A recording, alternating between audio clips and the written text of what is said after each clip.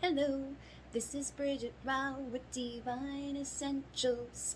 Hi guys, how are you? So we're moving on tonight with the next part of Alcyone Light Healing, and we're going into week number, Week number 9, and this is part 5 of level 2. So basically what we're talking about tonight is how to anchor the vortex basically anywhere, how to work within the vortex anywhere, how to do healing sessions, whether you're doing a healing session in person or you're doing a healing session far away, long distance. We're going to be talking about that. We're going to be talking about, cleansing spaces, bodies, cleansing yourself and others, being responsible with energy, hands-on etiquette, and just a little bit more about like all of the stuff that goes into that. So I did make myself some notes so that I don't forget anything, because there's a lot of information. So this video might be a little bit longer than other ones have been, but we'll see how it goes. So basically where we're starting off is you guys already know how to open the vortex, and in the manual there is, when I teach you how to open the vortex in the manual, there's like a little section about doing long distance healing, like if you want to open the vortex for someone else and things like that. But we're going to talk a little bit more about all of that tonight. And the first part of this I want to talk about with the vortex is you can use your vortex to anchor anywhere. So what that means is you can, when you open the vortex, you anchor to Alcyone, right? But you can go beyond that. You can go anchor to the energy of Sirius specifically. You can anchor to the energy of Arcturus specifically. You can anchor with Lyra. You can anchor with Atlantis. You can anchor with wherever you want to go, whatever time. So you could like intend that I'm opening my vortex. You can open it like you're opening it with Alcyone Light Healing, starting with Alcyone Light and then opening the vortex. And then when you're creating that pillar of light, you can ask to go to a specific time, like anchor me into and bring me the information of my past life or the past trauma that I experienced in this lifetime, because you can tap back into that so that you can do like a soul retrieval where you don't relive it. You just kind of look at it, observe it, and rewrite it. And that's what a soul retrieval is when you go back to trauma that you experienced in this lifetime, and you basically rewrite that experience by looking at it from like a higher perspective, like seeing it as it played out, between you and whoever the trauma was with. And then after you see it play out, you basically rewrite that experience and see it play out differently, retrieve the piece of your soul that was lost in that moment, and then you've done your soul retrieval. So basically it's kind of like the same concept as that, is where you're using your intention to basically anchor your vortex or your pillar of light, whichever one you want to do, to either a past life or past trauma or even a future timeline. Like if you want to see like where you're headed right now, like what your timelines look like right now, because our timelines are always shifting. So if you're trying to look at something that's 10 years down the road, it's likely going to shift a lot between this time and then because we have free will, we have the ability to create our own reality. So what you might be destined for right now could change tomorrow, could change in 5 seconds. It depends on the decisions that you're making and the energy that you're in for your future. But you can definitely, open the vortex with the intention to retrieve the information of your future self right now and see what plays out or feel what plays out or just know what's playing out in that timeline. And then you can use it, like I said, for specific places, like going to different star systems. So in those cases, what I usually do when I want to connect with like Lyra, or I want to connect with Arcturus or whatever, I used to basically open the vortex, and when I was going, because we open it, we bring it down, and then we bring it back up. So when that's what I would do, is I'd bring it back up and go beyond wherever I was. So I'd be like, I now anchor the light of the vortex all the way down through all the levels, all the way down into the heart of Mother Earth. And then when I got down to the heart of Mother Earth, I would call in the emissaries of light, or the angels, the archangels, whoever I wanted to work with, and I would ask them to assist me in basically bringing the vortex back up through all the layers of the earth, back up to the light of Alcyone, and then beyond. and ask it to go like past Sirius, past this, past whatever you feel like you need to go past to get to wherever you're going. Or just, you know, do a straight shot, like I now, you know, go past Alcyone and I'm connecting to Lyra and anchoring into the light of Lyra, speeding it up to just under the speed of light for transmutation and protection. Nothing on the outside can get in, nothing on the inside can get out. You know, like the inside basically is transmuting anything that's negative out, but you know, it's like the positive stuff will be in there with you. So you basically just open the vortex by the normal way, and then once you get down there, instead of like bringing the pillar of light down, you can ask to go back up and go bypass Alcyone, go bypass wherever you want to be, and go to Arcturus, go to Sirius, go to Vega, go to wherever it is you want to connect to. Any timeline, any destination, any place, and your intention's going to bring you there. And then when you get there, then you can bring down that pillar of light and ask for it to bring down the information and frequency, the codings, whatever it is you need to know from that place or from that timeline or from, you know, the people that you're asking to connect with, because you can also do this with people. So you can open vortexes for yourself, but you can also open a vortex for like a group of people or for a friend, long distance away from you. And in those situations, I usually always open a vortex for myself, just so that I'm in one, and then I actually open a whole other vortex for somebody else. But you can always open a vortex for yourself and send energy from that vortex to people long distance. There's many different ways you could do long distance. We're going to talk more about that in a minute, but basically you can send a vortex to people. You can anchor to certain people to get, you know, like connected to them to retrieve information. So like say somebody's not feeling well and they're telling you this, and you're like, okay, so you can open your vortex and then intend that the vortex reach out and be able to connect with that person's aura and energy, so that you can kind of scan them and imagine scanning them and feeling their energy and seeing what's going on with them, seeing if you can feel like any imbalances or anything that may be blocking them or whatever's going on with them. And then, you know, from your vortex you can send some healing, or you can open a vortex for them in a distant session, or you can just let them know what you felt and let them know what you think they should do about what you felt or saw or kind of just knew intuitively, depending on your gift. And then the other one is consciousness. So when we do more about like trance channeling and things like that, we're going to get into that deeper. But basically consciousness is you taking your vortex and you're anchoring into, say you go up to Alcyone, you're going to anchor into the Pleiadian consciousness. You're going to ask for the emissaries of light to deliver their consciousness through the vortex so that you can trance channel, or so that you can channel their energies into a healing session, or you can channel their energies into a activation. You can do it with the Syrians, the Lyrans, Andromedans, the Vegans, whoever you want to do it with. You basically just, again, use the vortex with the intention to bypass Alcyone and go to wherever it is you need to go, and connect to wherever it is you need to connect with, you know, an angel, or to connect with an ascended master, to connect with whoever it is you want to connect with. You want to connect with Kali, connect with Kali. You want to connect with Archangel Michael, connect with Archangel Michael. It's always going to be different. You're going to feel a shift in the frequency and energy, and how they deliver to you or through you will always be different as well, so you probably won't know until you try it. But again, when you open your vortex, you just intend what you want to do and let it know, and it will help you to do it. And then you can also connect with other people's I am presences. So I do that when I do like private trance channeling readings for people who want their they want like their divine masculine's messages.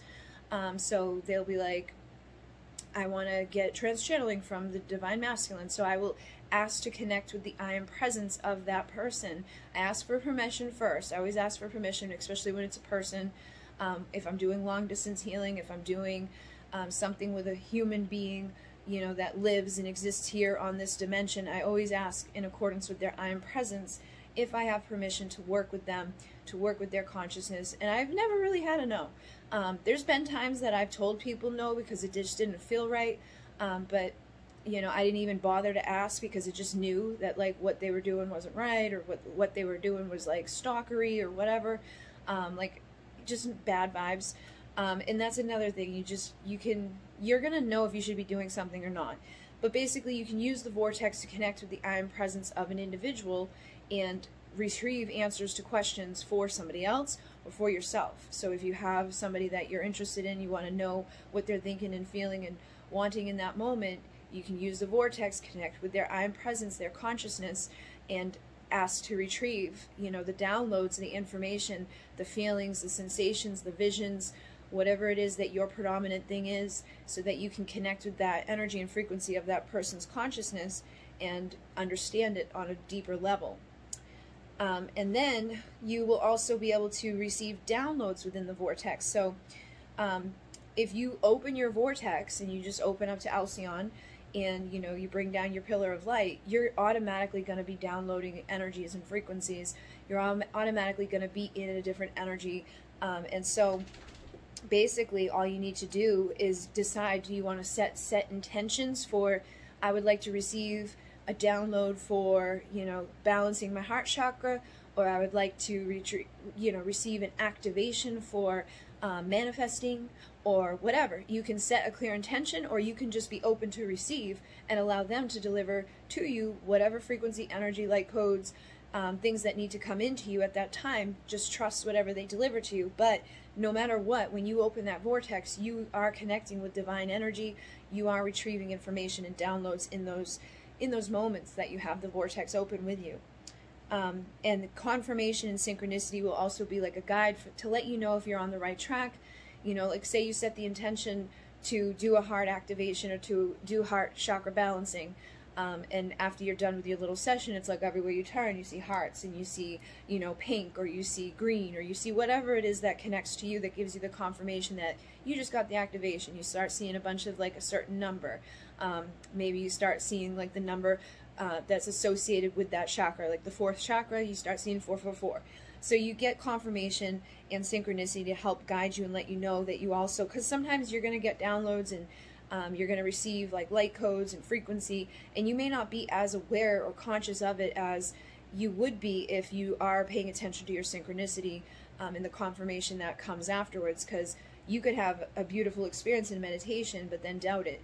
So having, you know, alignment and paying attention to the signs afterwards are going to help you to strengthen your connection with the vortex and to believe in your connection in the vortex. And then while you're in the vortex, you may have random ideas, random thoughts, you may have different feelings, different words come up, different movements that all of a sudden you find yourself doing.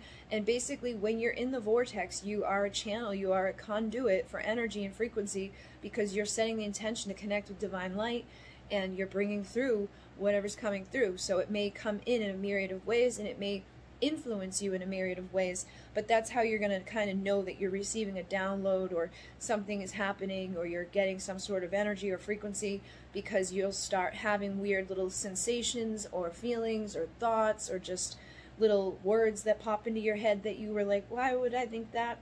It's usually the divine communicating with you, and the more you practice, the more like in tune you'll be to it, the more words you'll hear. You'll start hearing full-on sentences. Like for the longest time, because I used to like try to like not do the trance channeling, and they would be like, we are here, we are here, we are here, we are here, we are here, we are here, until I'd be like, fine, what?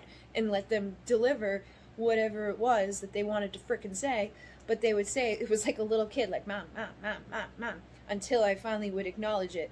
So you could start to have things like that happen too, where you get something that's just repeating and repeating and repeating in your head. And it's usually an indication that there's like a message or something that you need to get the rest of that message out, or that you need to pay attention to what they're trying to give to you, and go into the vortex like specifically and be like, okay, what is this about? And just trust. And then we're going to talk about cleansing spaces, bodies, and self and others. So basically, you can cleanse spaces, like we did talk about this, like with the opening sacred space video or creating sacred space video, but you can cleanse a space, you can cleanse your body, you can cleanse someone else's body, you know, clear their energy, cleanse the energy of a space, cleanse the energy of, you know, like a situation, you know, a timeline, a version of reality, whatever it is. You can connect with the vortex through intention.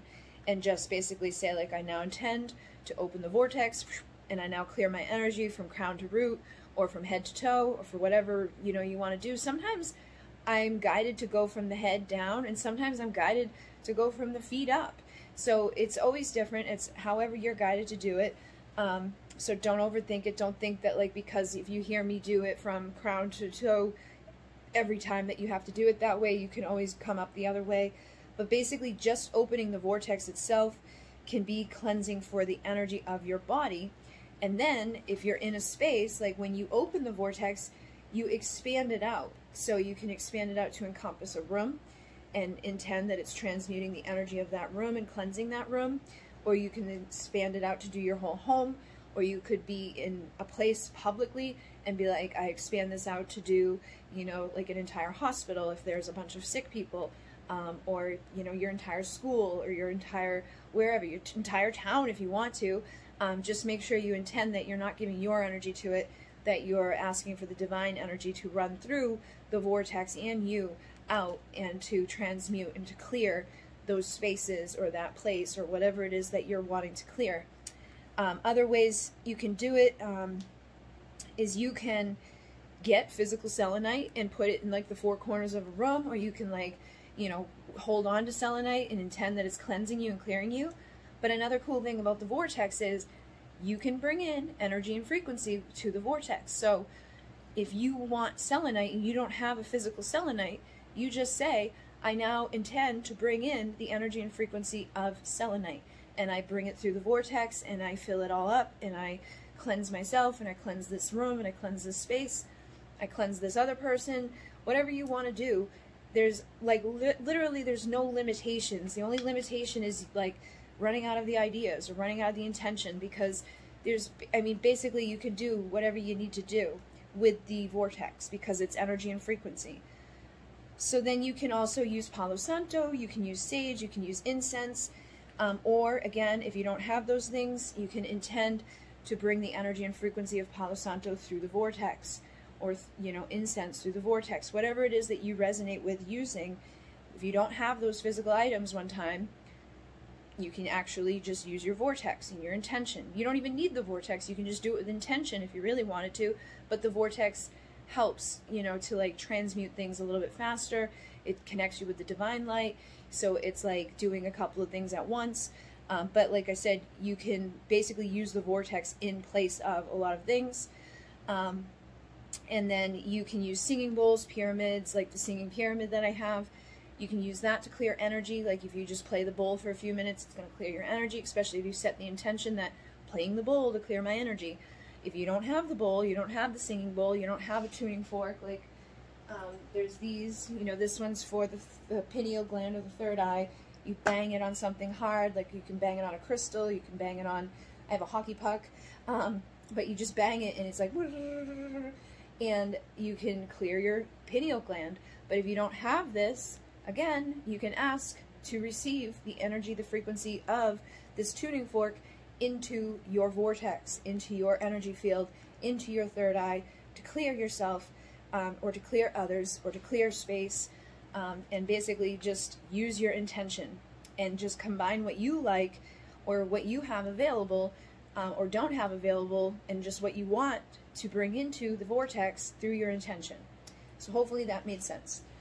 And then we're going to talk about like doing a hands-on healing session. So I don't have my room set up right now because my Nana's here. So I want you to imagine that this is like a Reiki table, okay? And over there, this can be like the head and the pillow, okay? So basically, before you even begin a healing session, you want to prepare yourself, you want to prepare the space, you want to prepare for the person that's coming. So what I would do is, like, I would set up my Reiki table, I would make sure that the room is clean, I would make sure that, like, I've got, you know, I've done a vortex in there, or I've done Palo Santo in there, I've done something to clear the energy, and I, you know, get like nice clean blankets, I get nice clean pillows, I basically make it like a nice environment, nice music playing in the background, and I'm trying to think if I'm missing anything. You could do some aromatherapy in the background, you could do like diffusing some different like lavender or whatever. You know, make sure the person that you're working with isn't like allergic to something. Most people are good with aromatherapy and essential oils, but there are people out there that are like allergic to lavender or allergic to something specific, so you don't want to be like blasting it through the room if you have someone that is. So basically you prep yourself where you can like center yourself, you can open the vortex for yourself, so that way you're already in the vortex, your space is in the vortex, you don't have to worry about that step when they get there. And you know, again, prep the table, make sure the table is all clean.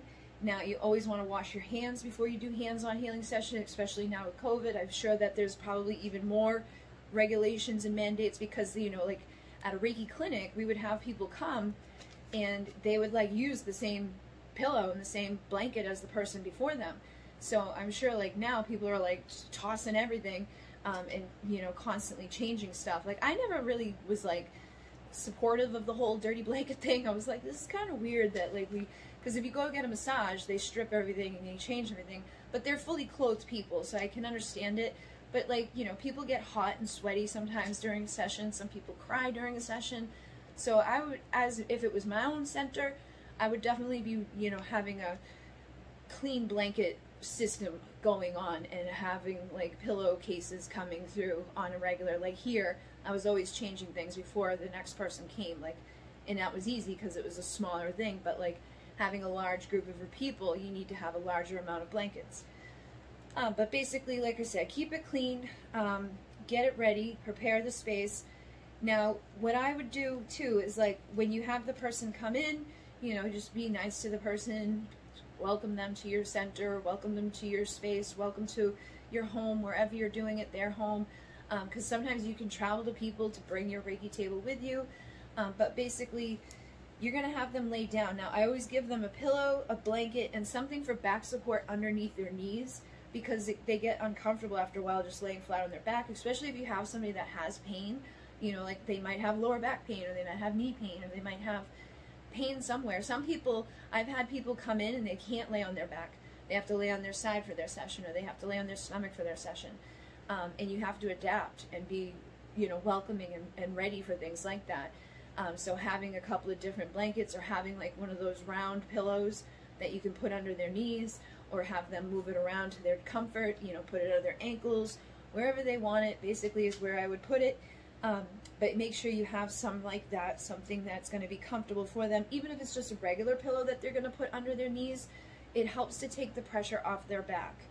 And then, you know, always ask them if they're comfortable and briefly explain what you're going to be doing. Now, like for me, I would always tell people like what to expect. So everybody's different during a healing session. Some people cry to release. Some people laugh. Some people just start laughing and they're like, ah! And some people like fart. Some people burp. Some people, you know, get angry. Some people fall asleep and snore through the whole thing.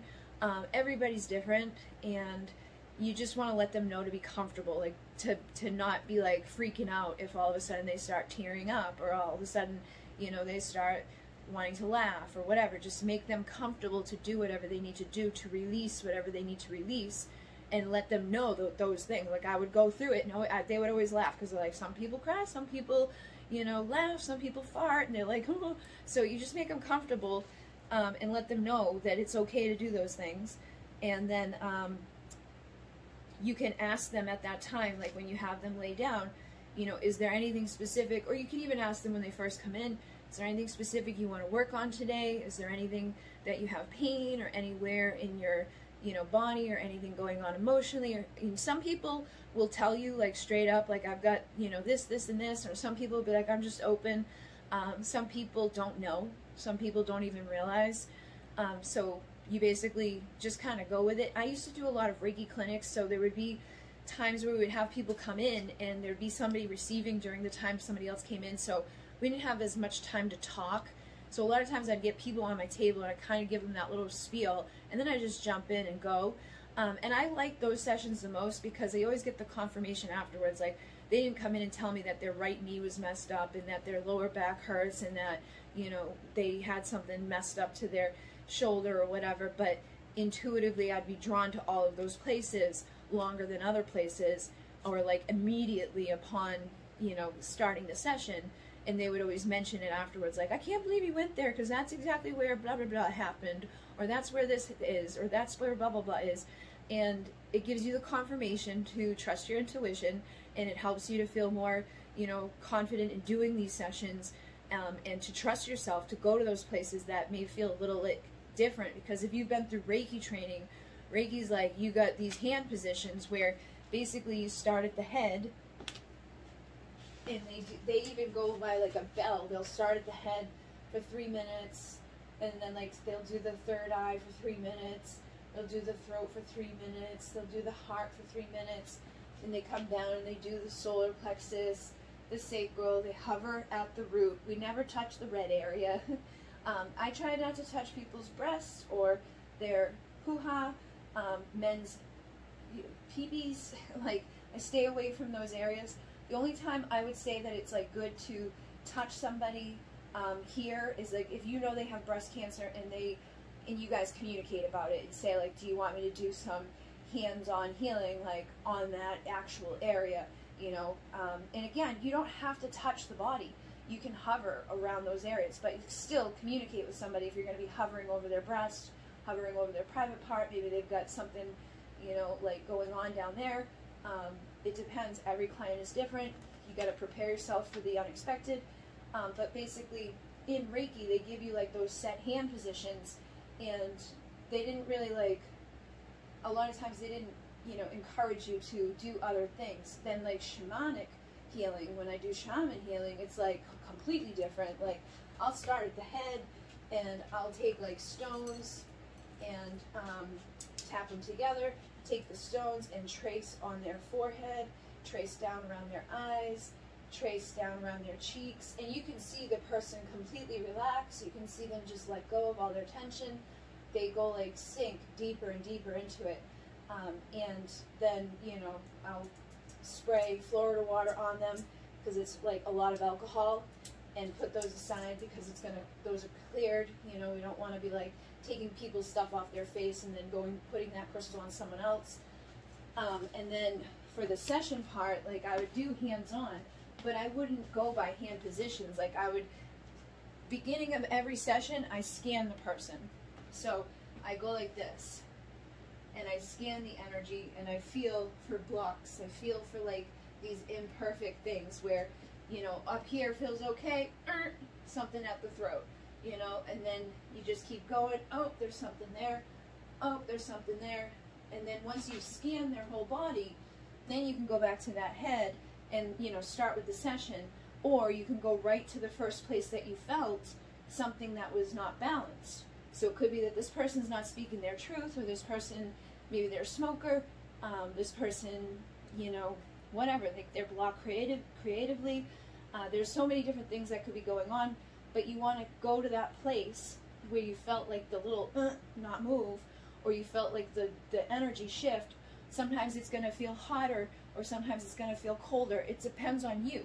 Everybody's different. Every healer's different. So for me, I feel the like, it stops, but for others, they feel it get hot, or they feel it get cold, or some of them feel like a dip in the energy, or they'll feel like that they got to go up, or, you know, it's always different. So just feel for something different to happen, or for you to know something different is there, or for you to see. Like, you can scan with your eyes closed and feel, you know, scan and just like wait for a vision and stop when you get the vision. Open your eyes. If you're over their, you know, sacral area, you'll probably know, okay, there could be relationship issues, or there could be, you know, whatever issues. So you may start there.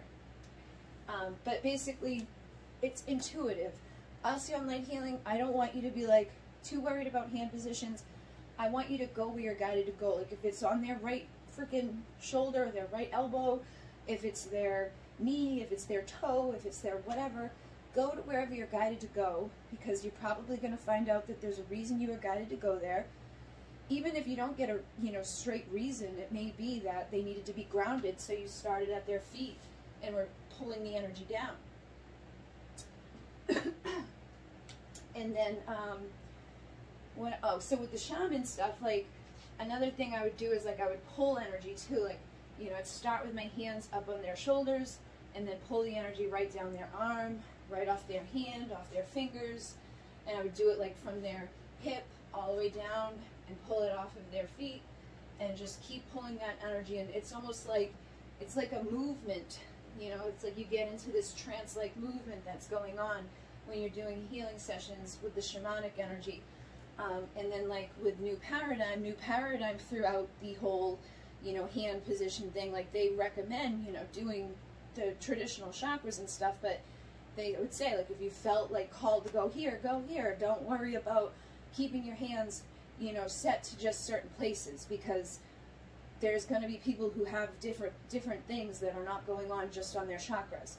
Now, another thing is, you could put crystals on the body, like intuitively, just be guided. So say that this person comes in and they feel like they're, you know, got something going on with their root chakra.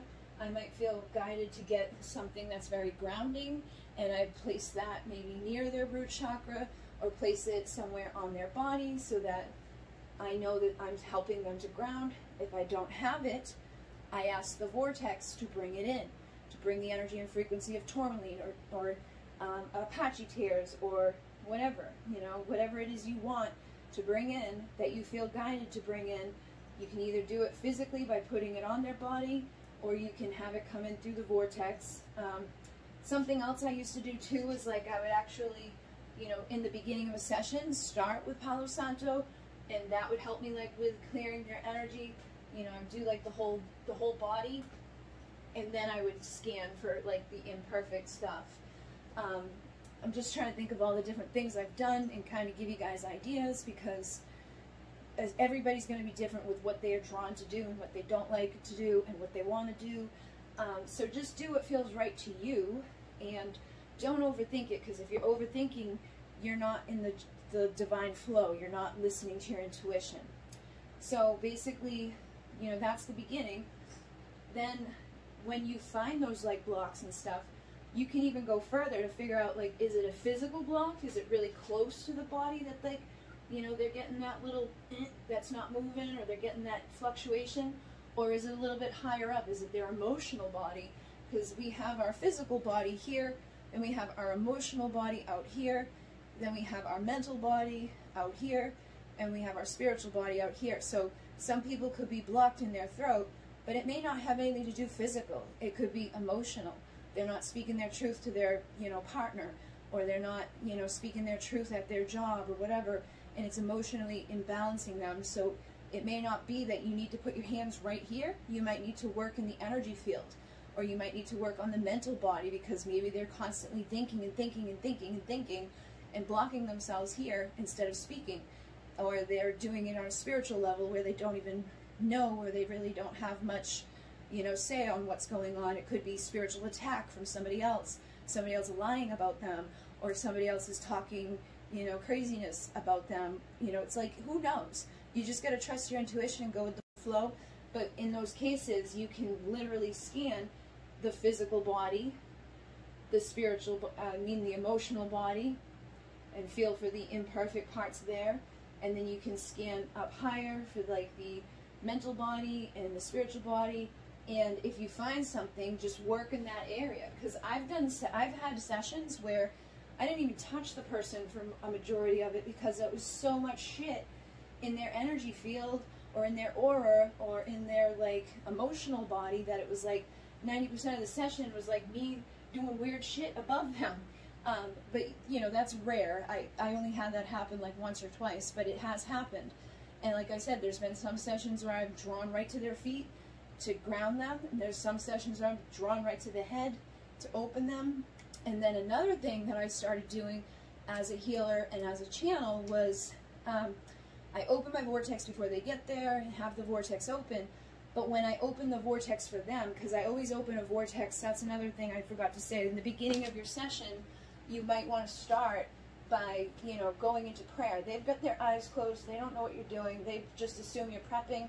You know, you could put a couple of crystals on their body, and then close your eyes and open the vortex for them before you do the scanning, because then they're in the energy, you're in the energy, everything's good.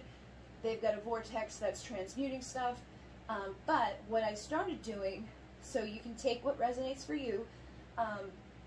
Is I would guide people.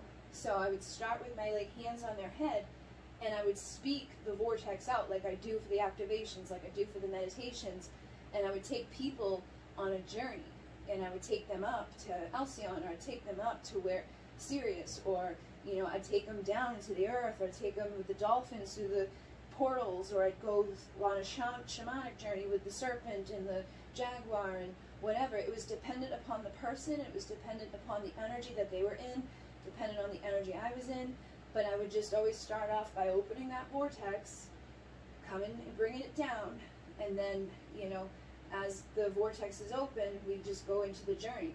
So you guys have heard me enough times to know what I say and what I do. If you get to that place where you're comfortable, you have somebody that's open to that, because some people might want a quiet session where you don't say anything the whole time, but everybody that I've ever had has wanted me to guide them once they've been to a guided meditation, or I started offering guided healing sessions. So it is another thing that you can add to your tool belt as a healer to help people.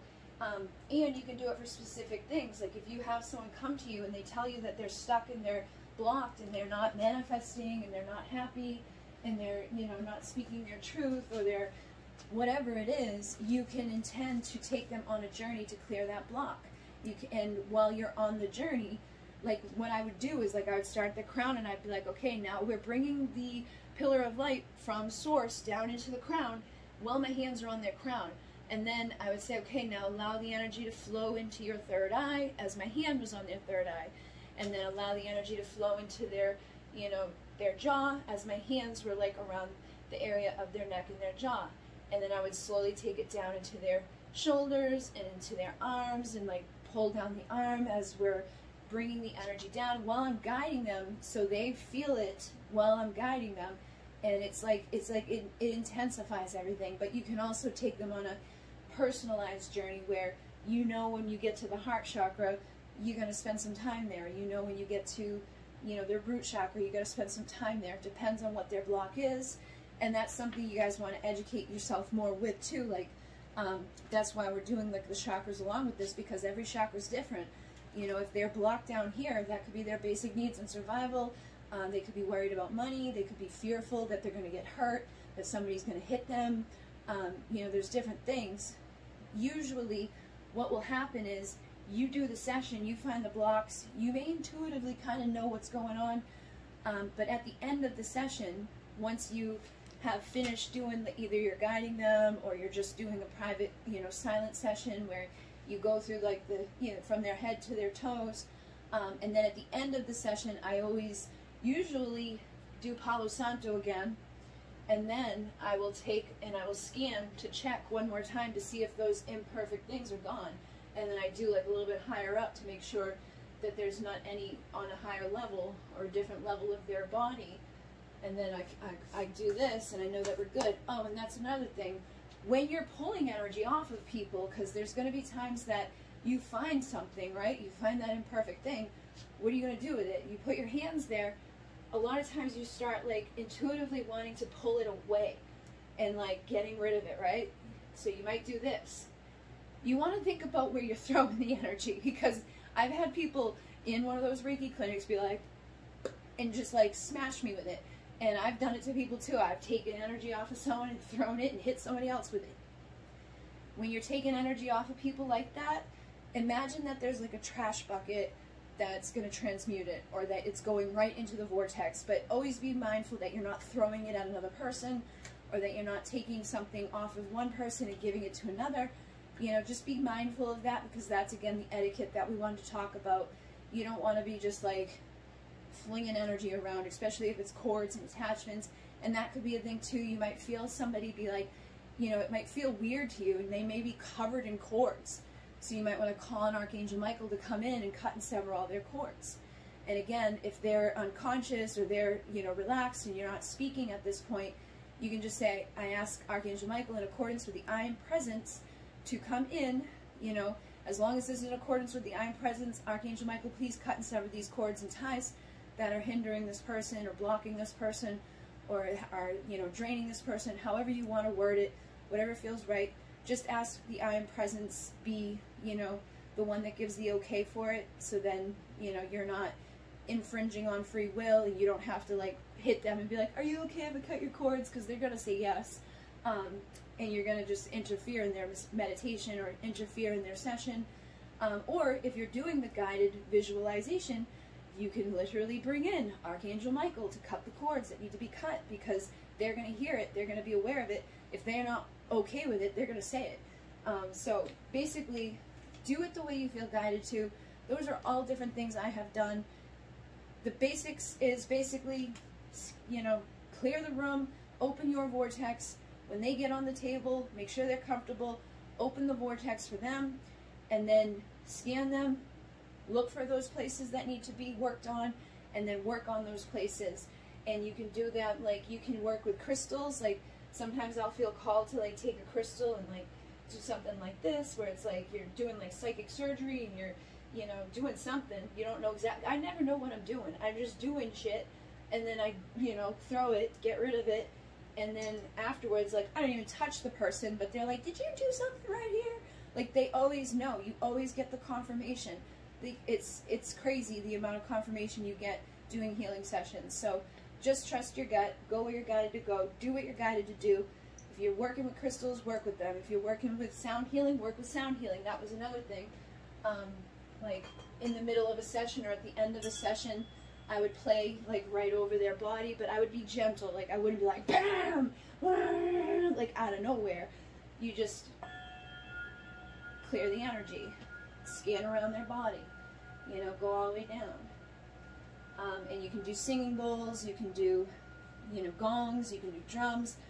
People love when I drum on them, so I have a few drums. I don't use them in here because of the dogs freak out. But basically I take my drum and I hold it like, you know, you put your hand into the drum and basically hold it right over them and gently dum dum dum dum dum dum all the way down their body, and it just balances them out and it grounds them. It shifts the energy and the vibration, and they really, really like it. They can feel the vibration go through their whole body. So drumming on people really helps. But yeah, those are different things you can do in a physical hands-on session. So basically, scan again at the end, make sure the physical, emotional, mental, spiritual body is good. And if it is, you gently bring your client back, and then you go over what you did, you know, like let them come back. Usually give them a cup of water when they're ready to speak or when they're ready to sit up, because it usually takes them a little bit to kind of like get themselves like back into consciousness. Then when they're ready, you guys can talk about what you did, what you felt, what you picked up, and usually they're like, oh yeah, this is what's been going on. Or they may say, like, some people pop up and they're like, oh my God, blah, blah, blah, blah, blah. They went on a whole journey, they saw a whole bunch of shit, they felt everything you did, like, they know that you touched them even if you didn't touch them. Like, it's crazy. Like, sometimes spirit will show up and spirit will be like putting their hands places that you never went, and they're like, did you have your hand on my shoulder? How did you have your hand on my shoulder and on my feet at the same time? And it's like, no, that wasn't me. But spirit will show up into sessions. But you usually get a lot of like feedback from your client afterwards that helps you to know like what to do in your next session, what works and what doesn't work, and you know, to trust yourself. So the more you do them, the more comfortable you'll get. And then once they leave, you're going to clear the space, clean the space, clean the stones, clean anything that was touched. You know, any of the tools that you used, you want to clean and clear and cleanse it, because you don't want other people coming in and connecting with that person's energy. And that's basically how we do a, you know, in-person healing session. Then for long distance, you just basically, again, ask for the I Am Presence permission, because unless you're talking to the person, like if you know, are on the phone with the person and they're like, I need healing, blah, blah, blah. Obviously they want it, they need it, they've told you. If you see a post and someone's like, I need healing, you don't need to ask for permission.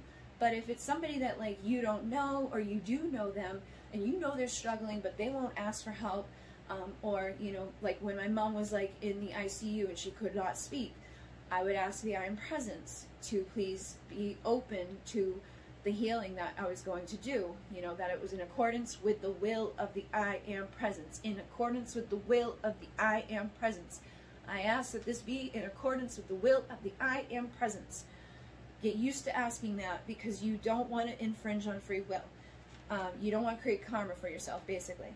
So you ask permission, and then you open the vortex, and you can open, if you're doing long distance, you can, you know, open one for you first, and then you can intend that you're opening one for them. Just like close your eyes and imagine them wherever they are, and open it up around them. You can have them laying down, you can have them standing up, you can have them sitting, you can have them in any position that feels appropriate for you in that moment. And, you know, basically just open the vortex for the person with your intention, and you can simply ask the vortex to do the work for you, so that you don't have to really do anything. You just open the vortex and ask that this vortex heal this person, balance it, like whatever needs to be done, that they receive what they need to receive, that they clear what they need to clear, that this transmutes. Basically, you go through the whole little spiel that you go through with yourself, you know, like protect me from anything on the outside, transmute anything on the inside, bring down that pillar of light with anything that needs to come in. If they've got certain things going on, you can ask to help with those certain things. But you can ask the vortex to remain until it's no longer needed.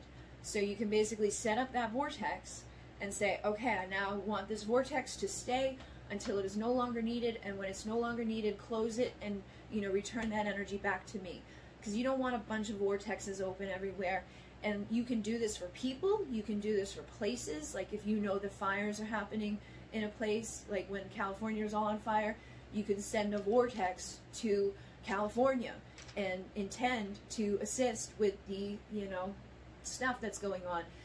Or if you want to do it to, you know, like a group of people, like, you know, that there's a bunch of rioters somewhere and you're worried about a group of people somewhere that are near that, you can intend to expand your vortex out to encompass all of that area or all of those people that are needing it, and just say, leave it there till it's no longer needed. That way you don't have to be sitting there for 6 hours, 12 hours, 18 hours, however many hours it's needed, working with somebody, but it's still doing its thing. And then you can engage in a session when it's long distance. So basically with that, you can, again, imagine this person either seated, standing, laying down, whatever. If you imagine them laying down and you got a Reiki table or a table, work on the table like they're right there. Like that's what I used to do when I used to do the long distance Reiki with people. I used to do it in a way where I would be like, all right, I would either imagine them sitting, because some of the rites that are done sitting and some of the rites are done laying down. I would imagine them in the chair, and I would just like bring a chair in front of me and work on the empty chair. If anybody took the Reiki with me, you saw me do that in the activations, where I intended that that chair that I have right there was with a person in it, and I would go through the whole motion of the rite with that empty chair. So that's like long distance healing, is imagining you have somebody in the chair, or imagining you have somebody on the table, or imagining someone standing there with you, and you're scanning them and you're healing them, and you're placing your hands where you feel guided. Like I've had people, you know, come up to me at, you know, an event or something, and they got something going on, and it's like they'll ask for healing right there and then. Well, we're both standing. So it's like, I've done healing with people standing up, I've done healing with people sitting, and in a sitting session, you know, you can imagine someone sitting here, their head's here, facing that way. You can start on their head, you can go down, you know, around their neck, go onto their shoulders, you can run the energy down their arms, then you go to the front of them, you can do their third eye, you can do their throat, you can do their heart. You can do basically everything. You can do their solar plexus, you can do their sacral, you can do their knees and their ankles. You know, do it to your own comfort too. Don't make yourself uncomfortable to help someone else, unless it's like something that's really, really needing it. But, you know, do it in a comfortable way for yourself. So you can do it that way, where you're imagining the person laying down, or imagining the person in the chair, or imagining the person standing there beside you.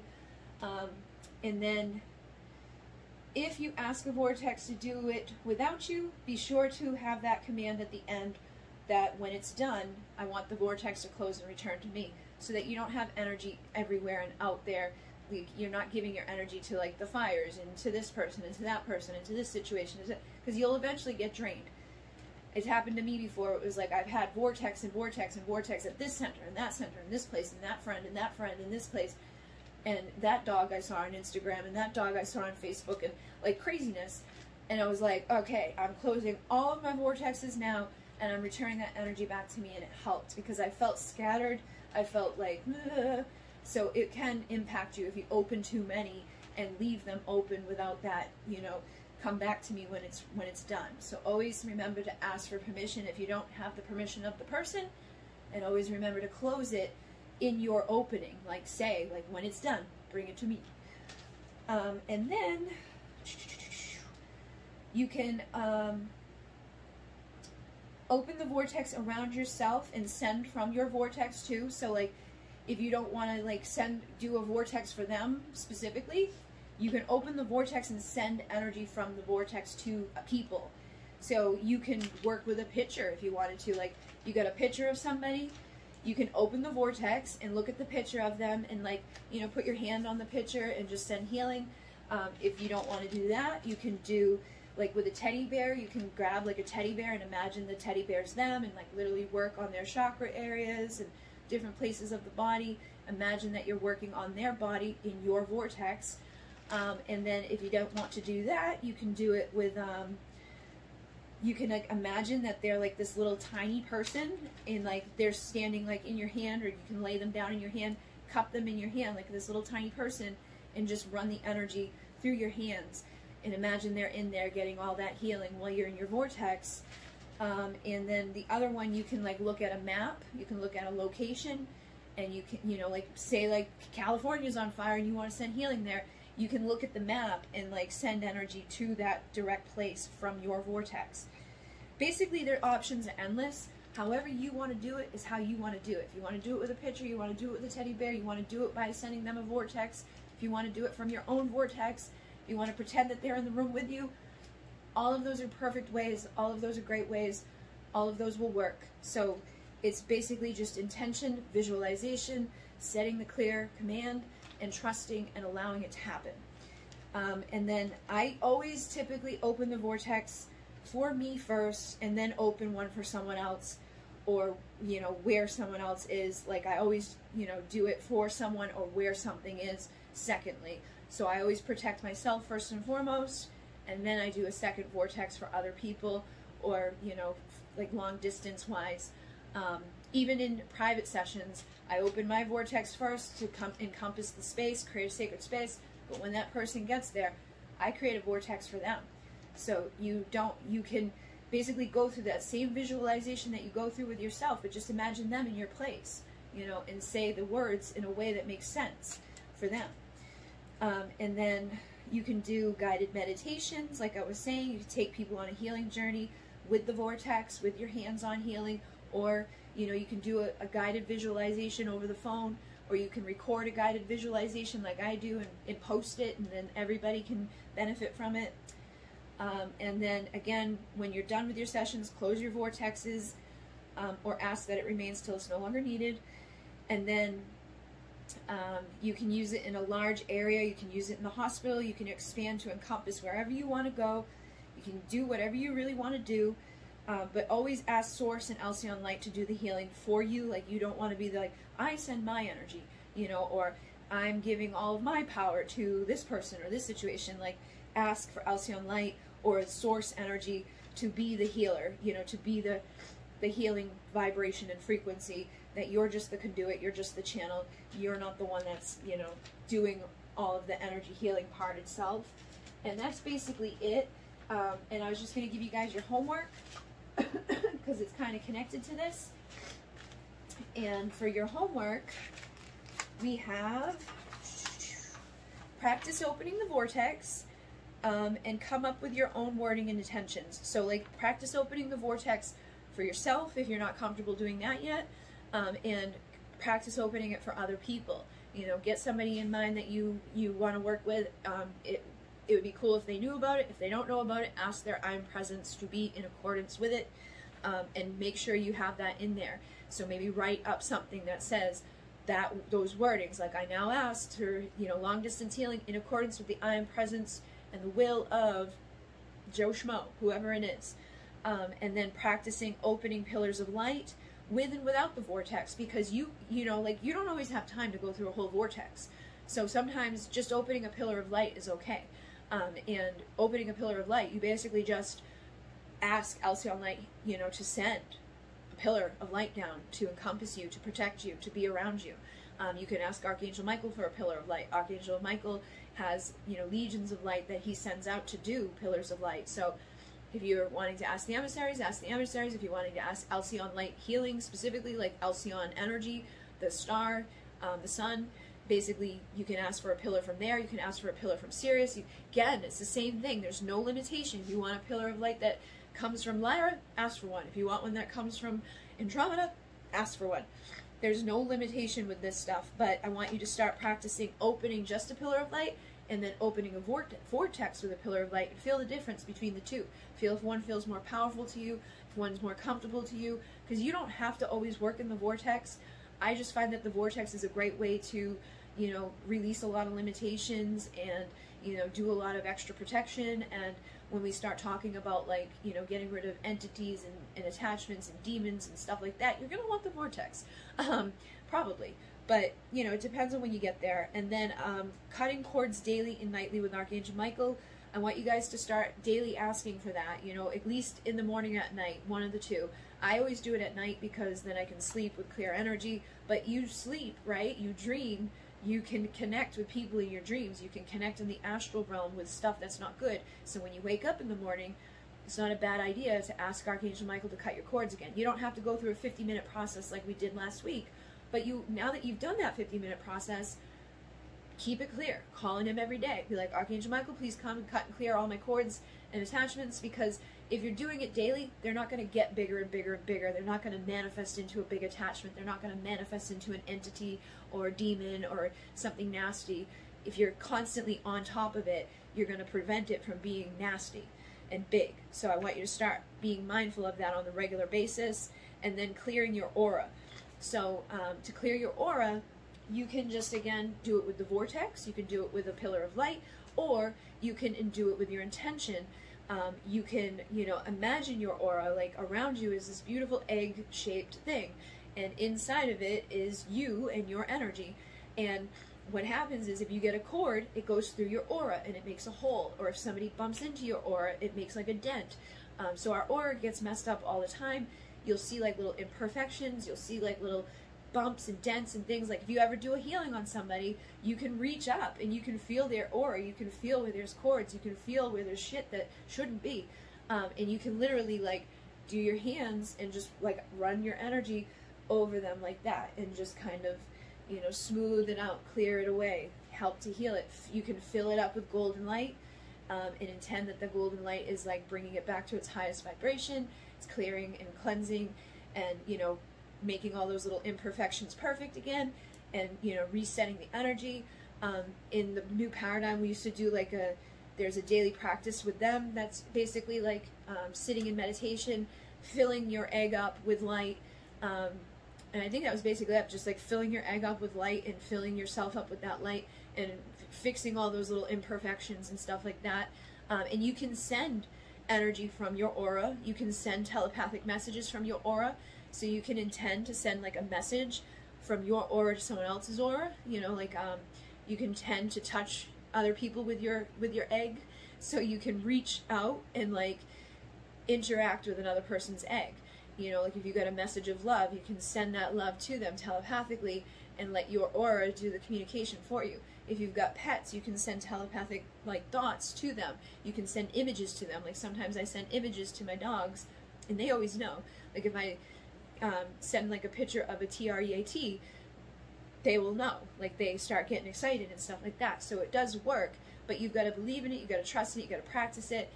If you have a friend or somebody, or you're in the group on Facebook, what you can do is like comment in the group and say, is anybody open to practicing with me to see like if we can connect telepathically? Think of an image and see if the other person can guess what that image is. You know what I mean? Or somebody in the group can post and say, I'm thinking of something, I'm thinking of an image right now, you know, sending that image out. And time is an illusion, so whenever the other people see the post, they'll be able to tap into that consciousness, into that moment when you were sending that image, and see if somebody can pick up the image you were sending by reaching out to you with their aura, by reaching out to you with their energy field, by seeing if they can connect and retrieve and trust what they receive, and not, you know, decode it in a way that the ego blocks it or manipulates it into something that it's not, or thinks that it's silly to think that it is what it is. You know, you guys can try practicing with each other or practicing with friends, but you can just basically intend that your aura goes out and touches someone else, to send them good vibes and to send them good thoughts and to send them, you know, telepathic images. And you can fill your aura up to heal it with light. You can do it with Alcyone Light, with Lyran Light, Syrian Light, whatever light you want. Do it with the pillar, do it with the vortex, do it just on its own, however you feel comfortable. But I want you to be more mindful of your aura, be more mindful of your cords.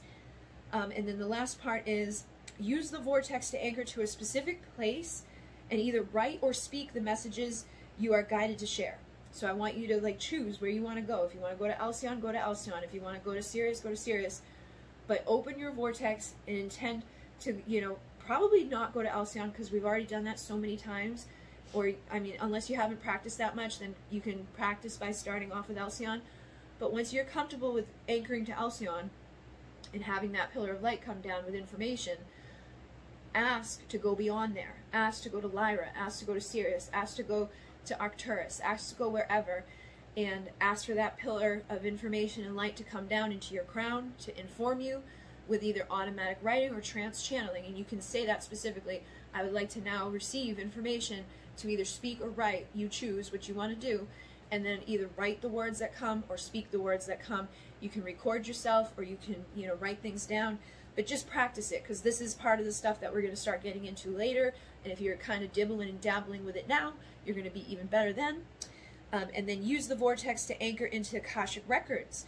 Make it meditative experience to connect with and retrieve your soul's information, and then journal your messages and experiences. So, like I said, you can use your vortex to anchor anywhere, anytime, anything. So if you set the intention that you're going to anchor your vortex into the Akashic records, that's what you're going to do. You may not know what it exactly looks like, you may not know exactly where it is, but you can trust that it exists, and you can trust that your vortex will go there, and you can trust that that pillar of light will come back to you and deliver to you the energy and frequency of what you need to know about your Akashic records. And it may be just one word that you get, it may be a couple words that you get, it may be an image if you're a seer, it may be you just know something if you're a knower, you may feel something if you're a feeler. Whatever you get is perfectly fine, because everybody's got their own thing. Don't overthink this. Don't make it a big deal. Just try it out. It's just homework. It's just to see if you guys can do it on your own without me going through all of the whole spiel with you guys. And it's just there for you to play, okay? So hopefully that has assisted you guys. Hopefully you now know how to do a healing session in the physical and in the non-physical. And if you have any questions, you can drop them down below. I don't always see all the comments because I've got so many people on the big channel and then on this channel. So if there's ever a question that you need answered, email me, because that's like somewhere that I'll definitely end up seeing it. I might not get to it immediately, but I will answer it.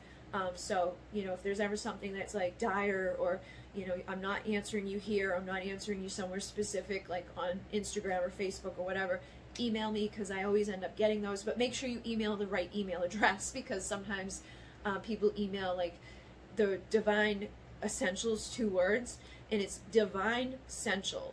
There's no S at the end, and there's not 2 E's. So look at it and type it in the right way, or go to my website and go to the contact page, because it just sends it to me automatically.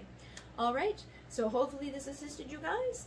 Thank you very much. And next week we will be doing, next week it's the Syrian stuff. We're going to be doing the Syrian Emotional Body Cleansing Activation, and then a Syrian Sacred Geometric Portal Activation Journey with the Dolphins and Whales, and then a meditation to journey with the dolphins and whales, because I wanted to make sure everybody got to connect with the dolphins and whales, and I know not everybody can afford to do the activation. So we're going to take you on a meditation. But like I just said, you now know how to access to everywhere. So you can ask for your vortex to anchor into the Syrian, you know, portals, and to connect with the dolphins and whales, and go on your own journey right now, or do your own, you know, little activation if you want to do it. Ask them to bring down whatever energy, frequency, activation, alignment that you need to receive from the Sirian, you know, dolphin consciousness and the whale consciousness, and then trust whatever comes in for your highest and best. All right, guys, so hopefully that was it. In Renee, namaste.